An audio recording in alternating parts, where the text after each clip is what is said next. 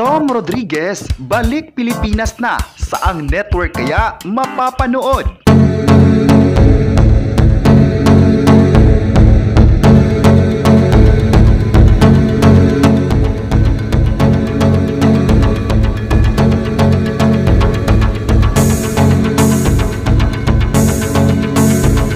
Matapos ang ilang taong paninirahan sa ibang bansa, ay muli namang magbabalik sa Pilipinas ang kapuso actor na si Tom Rodriguez. Ang magandang balita ay masayang inilahad ng kolumnistang si Christopher Min sa kanyang entertainment show na Christopher Minute kasama si Romil Chica. Lahat ng kolumnista, mayroon pang kasalukuyang kontrata si Tom Rodriguez sa kanyang home network, ang GMA7.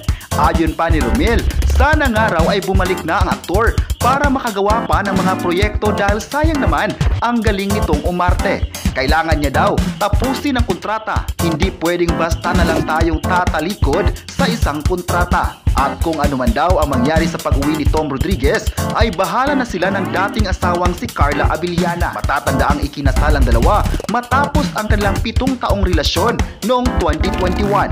Makalipas ang ilang buwan, buhat ng magpakasal na Tom Rodriguez at Carla Abiliana, ay umugong ang balita na hiwalay na ang dalawang matapos mapansin ng madlang people na hindi na sila naka-follow sa isa't isa at hindi na rin nakikita ng kanyang viewers sa vlog na suot nila ang kanilang wedding ring.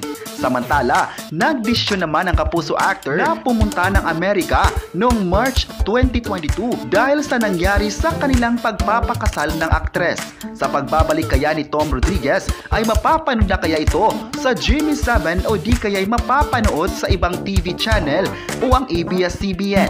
Ayon pa ng netizen, masaya sila sa posibleng pagbabalik ng kapuso actor. Maalalang napabalita na magbabalik na siya ng showbiz ngunit hindi ito natuloy. Ayon pa ng netizens, isang magaling na aktor ng GMA7 si Tom Rodriguez at napabilang na sa mga bigating serye ng GMA Network. Nakagawa ng drama kabilang na ang Temptation of Wife at ilang kilalang drama series ng Kapuso Network. Si Tom Rodriguez ay nagsimula sa ABS-CBN at naging part ng Pinoy Big Brother. Nakagawa pa rin siya ng drama serye sa ABS-CBN at nakatanggap din siya ng recognition sa Kapamilya Network.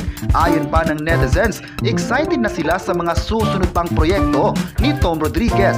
Alam nilang maraming pasabog pa ang dapat aabangan ng mga viewers. Ayon pa ng netizens, bagay si Tom Rodriguez na bumalik dahil isang magaling na artist ito, hindi lang sa lokal kundi pati na sa international. Umaasa talaga ang lahat na makakabalik na ito at mabibigyan ng bagong proyekto sa kung anong network. Kayo, ano ang masabi nyo na magbabalik Pilipinas na si Tom Rodriguez? I-comment na kung excited na ba kayo sa kanya at huwag kalimutang i-subscribe ang ating YouTube channel.